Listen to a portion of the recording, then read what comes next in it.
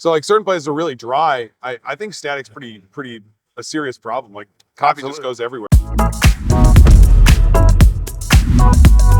Hey everybody, we're live here with Dr. Christopher Hendon. Chris and I go back a few years.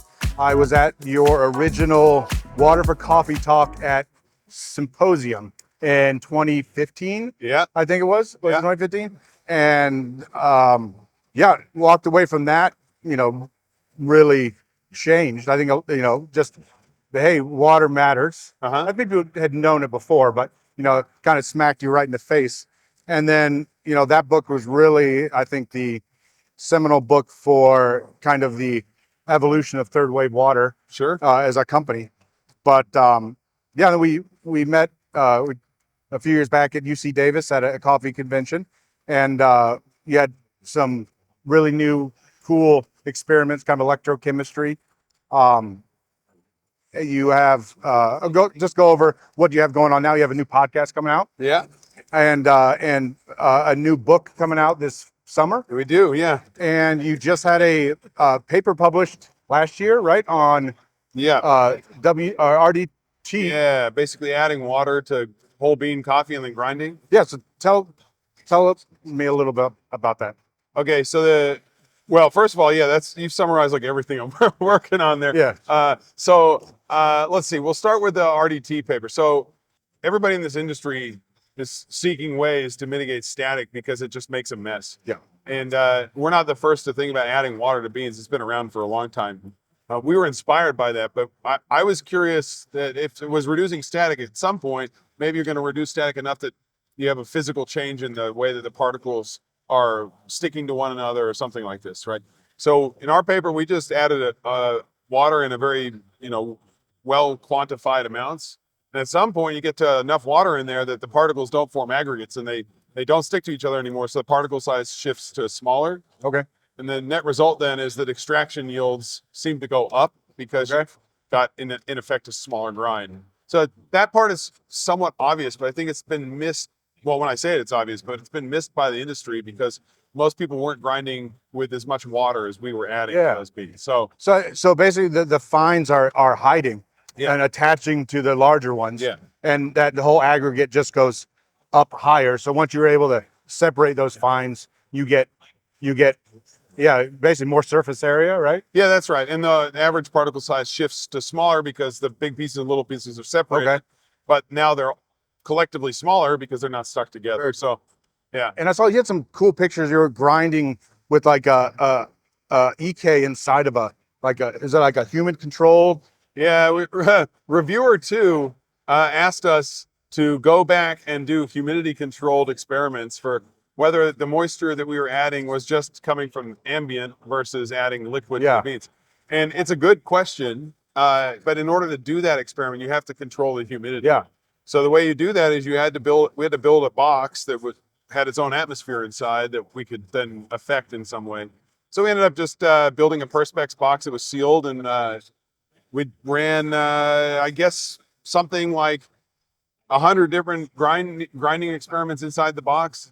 And I think the key conclusion there was like at like 60% humidity and above, you start to see a small destratification just simply because of moisture in the air, which is a cool result because it's in places that are really humid.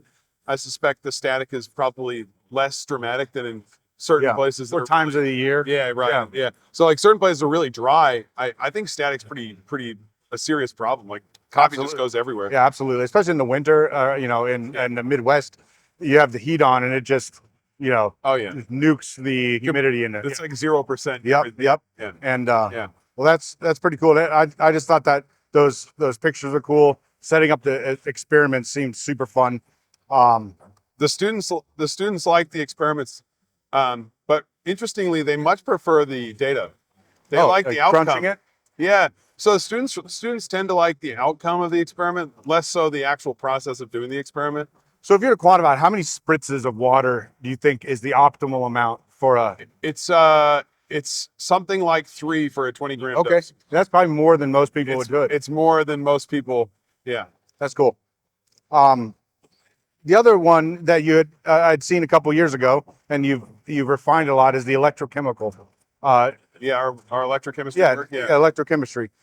Tell me a little about how that and where you're at now. Yeah. So the basic idea with this electrochemistry work that we're doing is that you can push electricity through a liquid, and what's dissolved in the liquid will respond to the electrical, um, let's say the stimuli that you're applying. The molecules will respond to that stimuli, but they all respond to different voltages. So if I apply 1 volt to a cup of water that contains some coffee stuff, some of that potential will interact with some of the molecules in coffee, but not others. And so as a result, if you can control the voltage you apply, and then you can measure the current, you're able to then measure how much of a family of molecules there are floating around in the cup. And so that's what we've been working on for the last 4 years. It's basically you just apply a potential at a known voltage, and then you measure the current.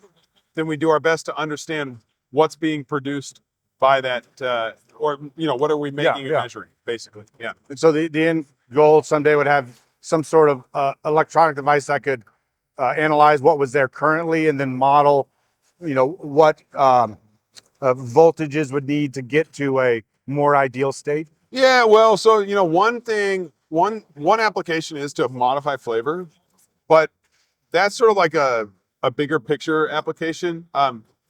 We're interested in just, can you measure at a given voltage how much of a given family is there? And to do that, you really only need to have the equivalent of a multimeter, but running in reverse. So multimeter, you put it out, you have some circuit, you take these 2 probes and you assess whether there's voltage flowing through the circuit, right?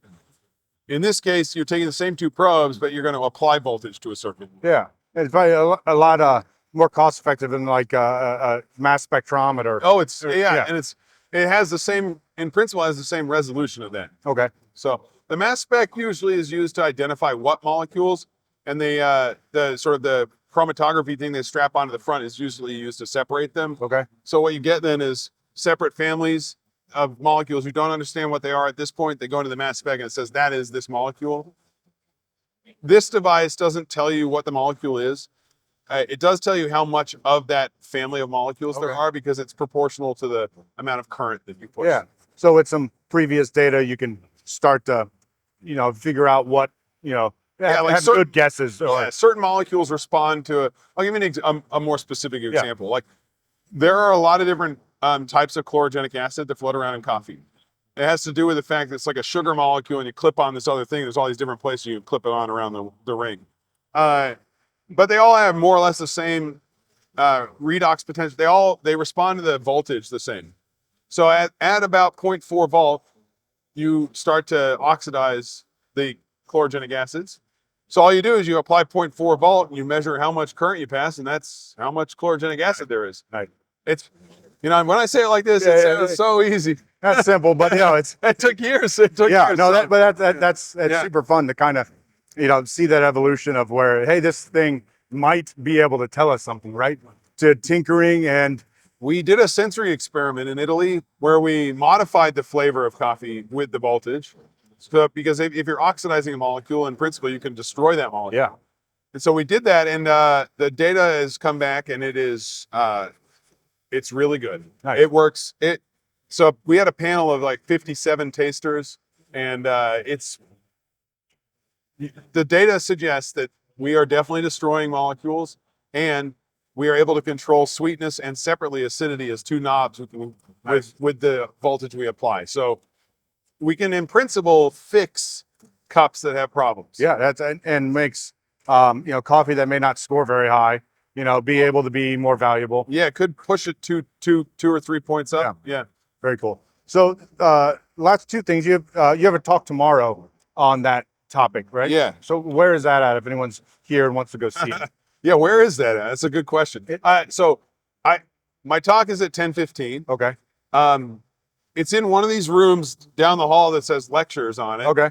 But the best way to figure out where it is to go onto the SCA.coffee website, click on lectures for the expo, and you'll find it. It's called Electrochemical Processes in Coffee Production.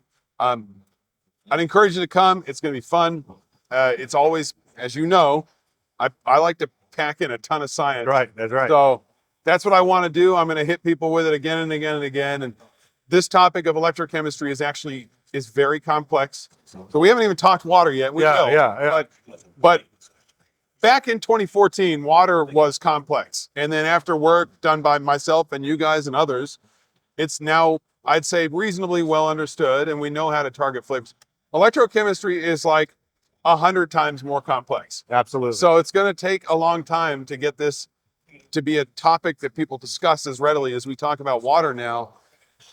And that's okay. Like, science is hard, and this is a hard topic in science, even for people who are scientists. Yeah. So that's okay. Well, that's what I've charged myself with, is learning how to communicate electrochemistry in a way that makes sense to those that are untrained in the sciences. Yeah, and the realistic timelines for, practical applications, right? It's a good bit out, but it's still worth 6 months. Yeah, 6 months. Okay, there's always 6 months. Yeah, well, Robin, the grad student who's been working on this, she's going to be defending her for a PhD here. Okay.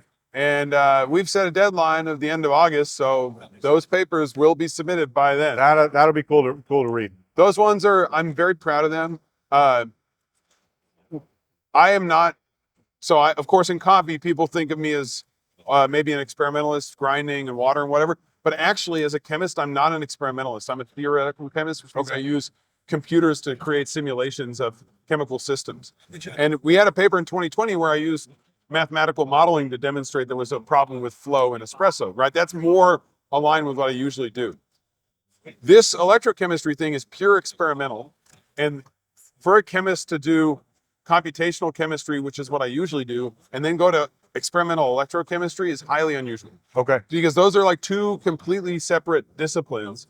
And so I'm proud of it because I've spent 4 years learning something truly new and applying it to something new. Very fun. And I'm hoping that after all this, like, people learn something. Yeah, absolutely. Yeah. So the last is, I just saw on Instagram, you have a new podcast, and only had a couple episodes? 3 for now. Yeah. Fourth one's Monday. Awesome. And what is what's the name of that podcast? How can people find it? Yeah, so the name is Coffee Literature Review. Okay. But we've titled it the way scientific articles are titled, which is Coffee Lit Rev. So the abbreviated version. So Coffee Lit Rev. And the premise of it is we find scientific papers that are related to coffee in one way or another. And I then share that paper with an industry professional or someone who is trained in some other skill set, not necessarily science. And we read it, then we discuss it. And we try and keep the podcast of 30 or so minutes, keep it short, do a good job of talking about what we learned from that paper, what the paper has in it. We try and be very positive. I mean, we're not trying to be critical of other people's work. We're not, the point of this is to show that science, I understand it one way, the guest may understand it a different way, because we're reading it with two different backgrounds, two different perspectives on the same data. And we then have a bit of fun, and I think we're doing a good job. Production quality wise, it's good. Content wise, we're beholden to the science. Yeah. So if good papers are published, then it's easy to talk about. If there's a bunch of trash, then it's going to be a conversation that probably meanders and I have to, we'll do a lot of editing and get it to sound really good. But it's that, so far we've got 3, but I'll give you a taste of what's coming up. Yeah. Okay, so the first ones we've done, the role of fines in espresso dynamics.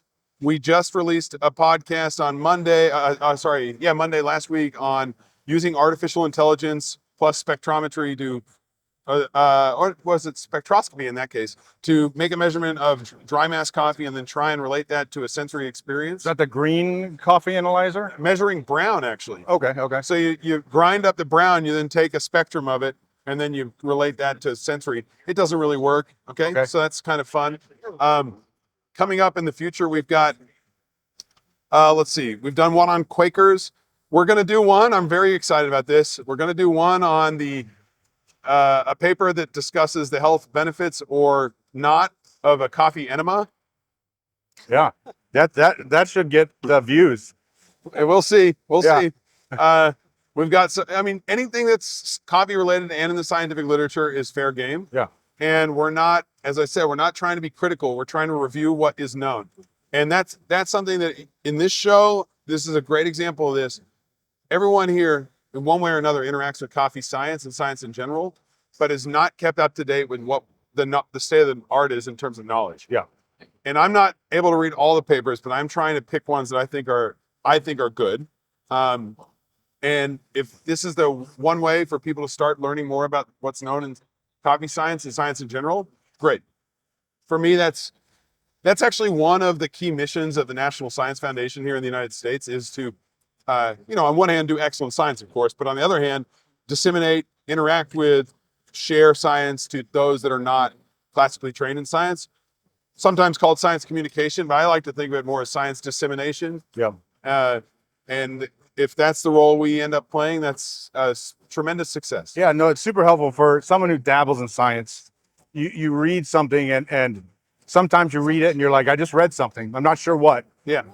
So it's both the understanding and then being able to tell if were the results not legitimate, but like noteworthy, right? So you're looking for a. Did it move the needle? Yes. And for lay people, having a podcast explained like that is super helpful. Yeah. One of our challenges is that I'm picking the papers largely, and I know what I like, but there may be other papers that I'm not looking at because they don't interest me. Yeah. And so I am fielding feedback on this. Yeah. Go to some of the historical archives. Yeah. Well, so we are not intending to have trained scientists like other coffee scientists like myself as the co-host. Okay. But I thought it might actually be fun to maybe get on one of those other coffee scientists and us both go back and look at like one of those seminal papers from like the 50s or 60s, one of those ones that the industry holds in high regard. And let's see what two of us today think about the science in that paper back then.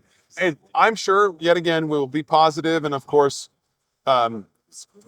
think about the impact it had, because even if it's totally garbage now, yeah, the fact that it's still held in high regard meant it had impact. Yeah. And impact doesn't always necessarily mean it was right. It means that it started something. Yes.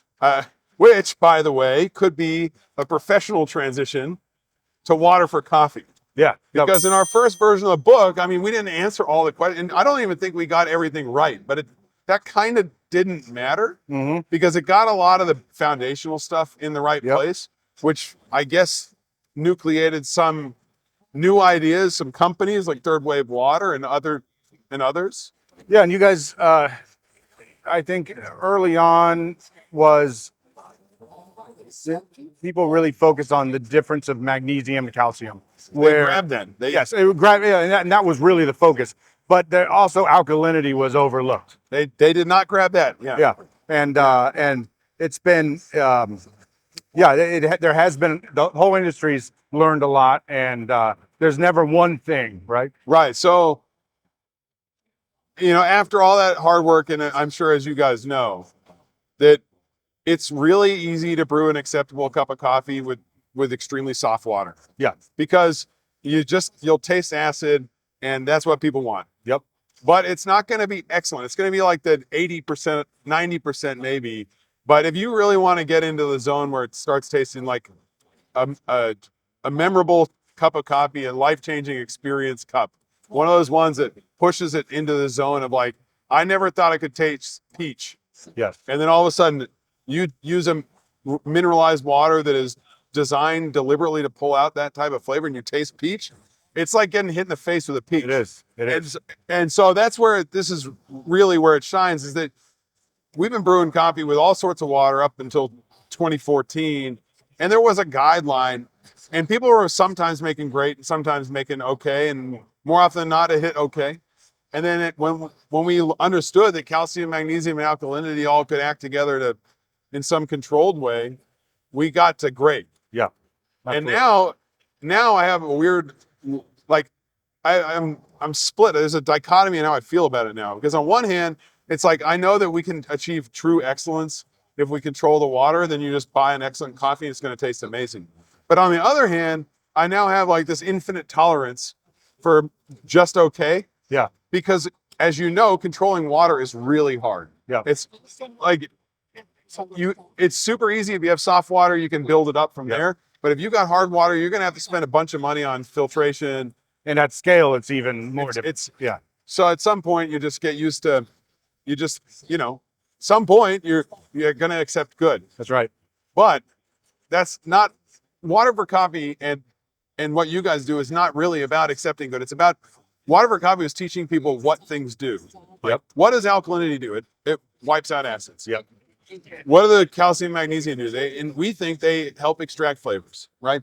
And if you have a way of controlling it, like in third wave water's case, you have a sachet of pre-mineralized, some composition that you dump into some RO water, and you arrive at one of these points on our chart that we think tastes good for most coffees. An untrained taster will immediately know. Yeah. It's a big step up. Like the mineralized water is a major thing. There's not a single person who competes in the Brewers Cup now who doesn't control for this. It's become part of the fabric of the industry. Absolutely. And this whole idea that people used to say, well, you got to care about water. It's 98% of the cup or whatever. Well, first of all, that's not exactly right, because I don't care about even 98%. I care about a very small percentage of that 98%, which is how much alkalinity is there. Yeah. That's really where it matters. And Yep. and I think that after all these 10 years now of this work, I think we've managed to distill it down to one simple idea, which is like keep alkalinity low for if you want acidity, and see how hard you can get with the calcium and magnesium. Yep. Before you start getting heaviness in the cup. Yep. And that's really it. Yeah. Well, awesome. Well, hey, I appreciate coming out. It's always seeing good. you again. Always good. Yeah. And we'll catch up next time, and Sure. looking forward to the paper this summer, fall maybe. We're going to have 3 out this year. Okay. Yeah. Awesome. So keep an eye out for it. Check out Coffee Lit Rev, the podcast. I mean, it's fun.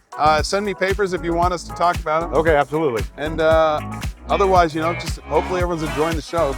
Seems like a good one this year. Yeah, it's been nice. It's been really good. Yeah. Good. We'll see y'all.